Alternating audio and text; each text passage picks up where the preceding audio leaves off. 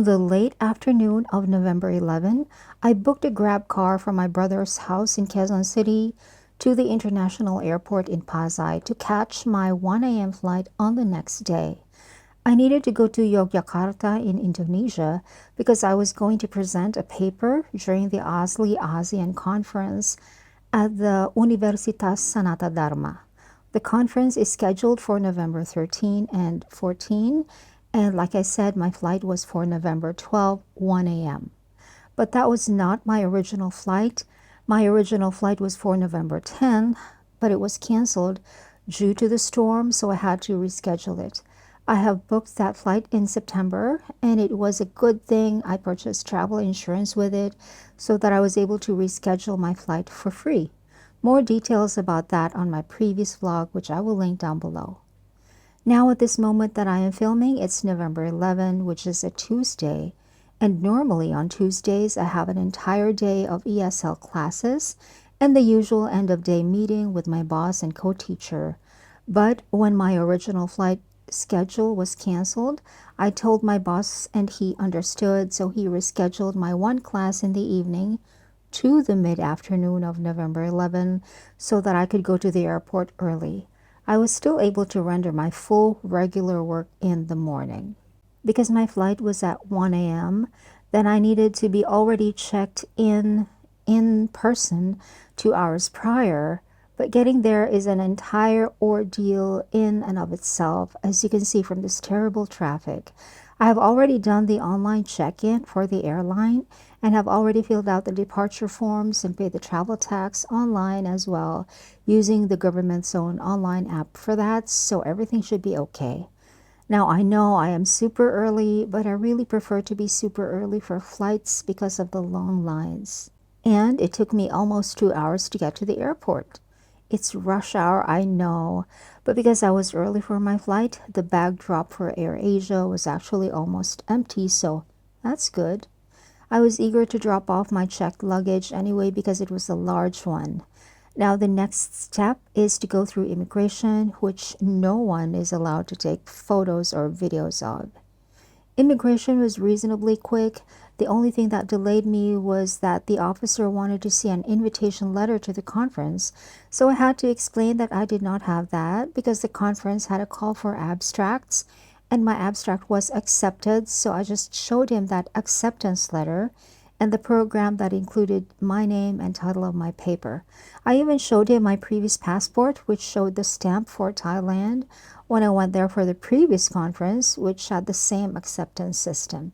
He said it was okay, he just wanted to know what he would be writing on his computer or something like that. Anyway, he just waved me away afterwards, and then I went through a security check, and finally here I am at the pre-boarding area. And by the way, the long strap of my new bag Smart Duffel is working super well. My bag is kind of heavy, so wearing it crossbody helps distribute the weight better. And I just pushed the bag towards the back of me like this. For dinner, I went to Kenny Rogers and had my favorite meal from there, which is the Salisbury steak with steamed vegetables and, of course, Coca-Cola. With my person with disability discount, everything cost only 279 pesos.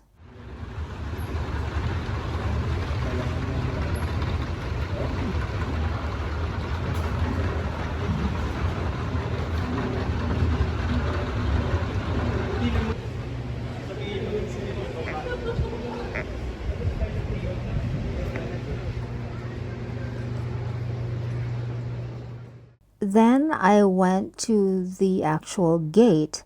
After I got to a chair, I settled in for a few hours of waiting by getting some work done.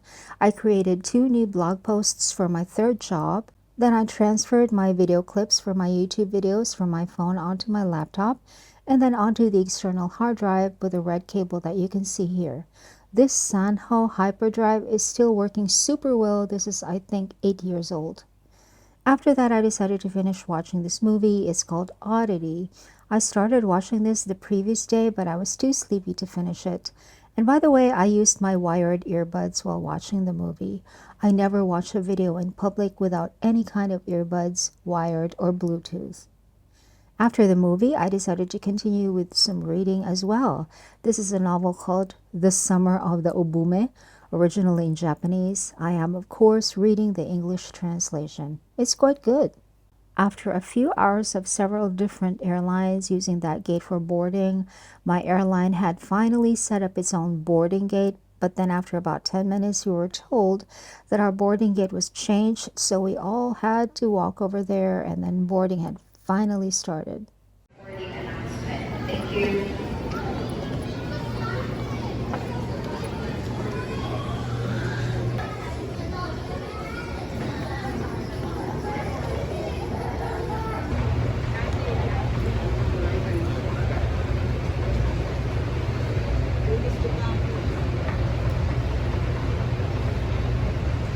Nine.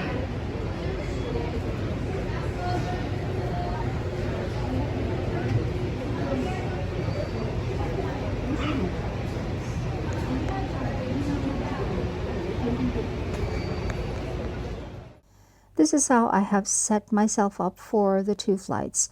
I'll already put my neck pillow on and wore a second jacket over my first one because it was really chilly in the pre-boarding area.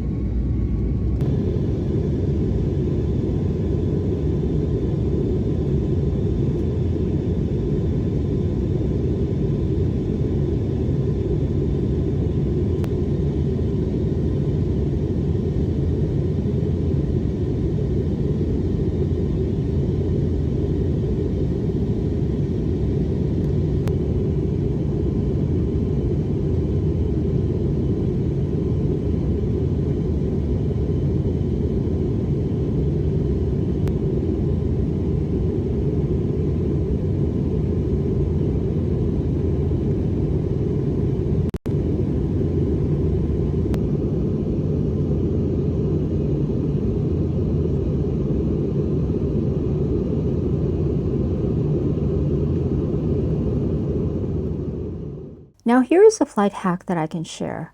Remember this bag strap that came with my Bag Smart duffel? I'm not using it with a bag, but I brought it with me because I wanted to use it as a footrest during my flight. I just hooked the clasps together to make a loop, looped that into the tray, and then put my feet up. I needed to do this because I could not wear my compression socks. I was having some allergic reaction on my lower legs and did not want to make it worse with the compression socks. I pre-ordered this meal. It was an add-on when I booked my original flight. This is soy sauce, my absolute favorite food condiment. I am Asian and a Filipino, that's why. And I did not even use that other condiment which looked spicy to me. And this food was actually not bad.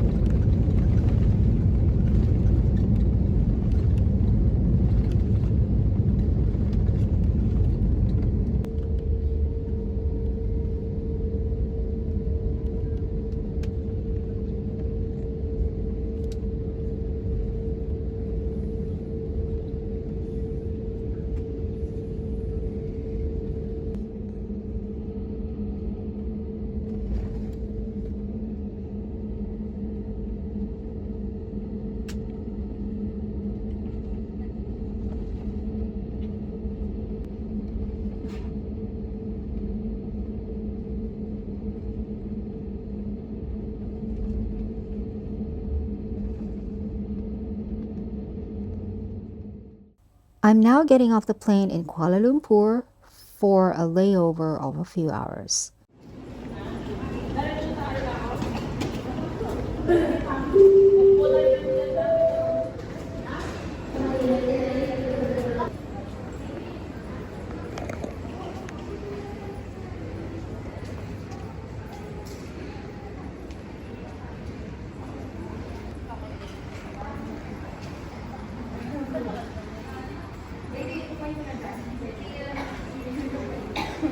Ano, sasakay ka sa stroller?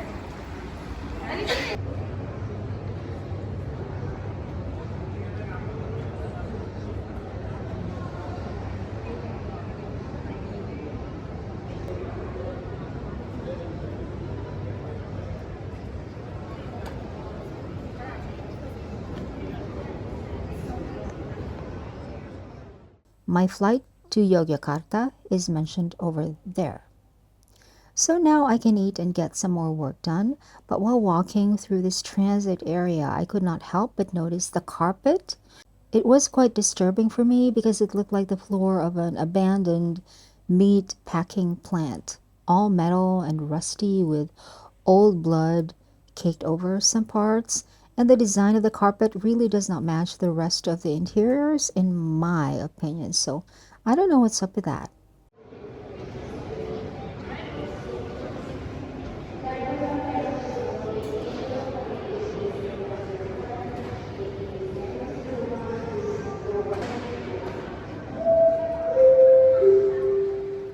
Over there is where I need to go later, but for the moment I bought a drink because I wanted to get some work done on a YouTube video. I have my external hard drive out and I even have my laptop on my little MagSafe stand. Video about this stand will be linked down below. And my bag is just beside me on another chair. And I was getting some work done until I received a random Bluetooth connection request on my laptop, and I quickly canceled that request, turned off my Bluetooth, turned off my Wi-Fi, and closed my laptop. That was a little scary, so I kept my laptop closed the whole time during my layover and just napped a little bit at the cafe. But finally, after a while, I decided to go into the pre-boarding area because that might have more food places and might be more comfortable.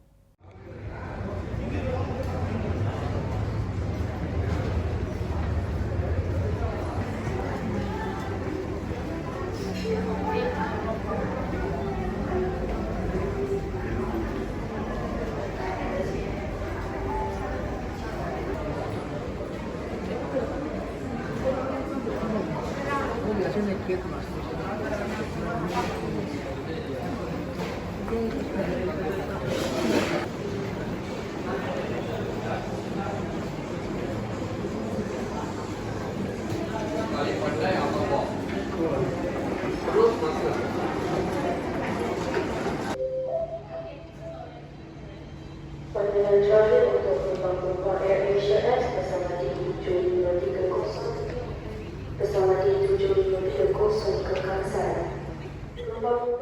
In one of them, I ordered a hot dog and a cold tea while reading this novel. Look at the glare on the screen of my Kindle because of the glossy screen protector that I am using. I have a video about this as well, which I will link down below.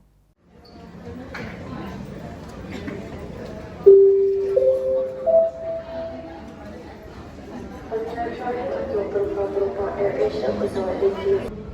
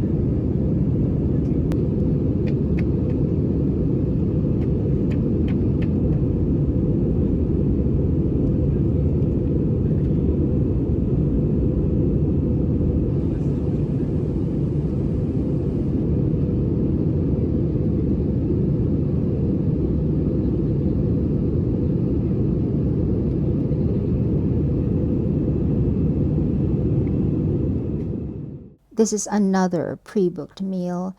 No soy sauce this time, but this is actually not bad either. Ketika membuka ruang penyimpanan di atas dan sila pastikan anda telah membawa keluar semua barangan pribadi sebelum meninggalkan pesawat. Kami berasa gembira bersama anda di sepanjang penerbangan ini dan berharap kita akan berjumpa lagi. Bagi pihak AirAsia, Kapten Azrin Izzat membantu juruterbang ikram serta seluruh warga kabin kru yang bertugas mengucapkan terima kasih.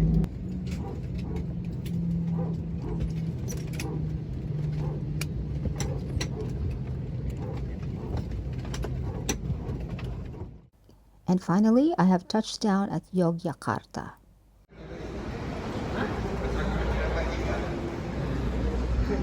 Ya, dia pun memang keluar 2 kali, sekali. Pergi balik, pergi balik. Ya.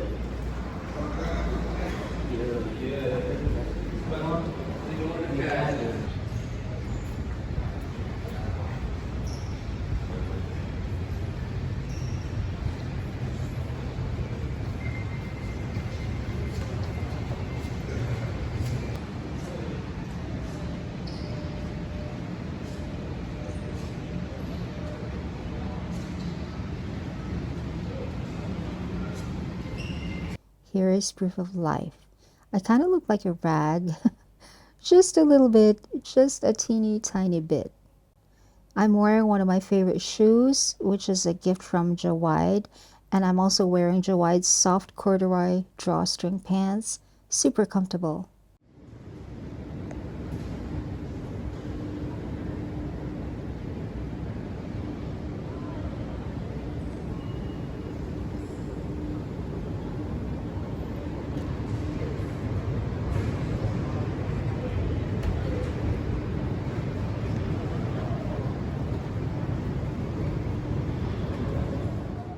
Here I am finally reunited with my checked luggage, and then I also purchased a local SIM card with data. The woman at the counter was super helpful in registering that SIM card for this particular device. I have a review of this TP-Link mobile Wi-Fi, which I will link down below. I'm inserting here a video of the packaging of the SIM card that I purchased. I forgot to film this in the moment. And then finally, there is the currency exchange. 3,000 pesos converted to 600,000 Indonesian rupiah. Booking a grab car to the hotel was quick and easy, but it was an hour and a half ride from here to my hotel, so I had a lot of roadside terrain to observe. At one point, I sent a video clip to my son saying this looks so much like the town we're living in, and he agreed. You guys, this is so much like the Philippines.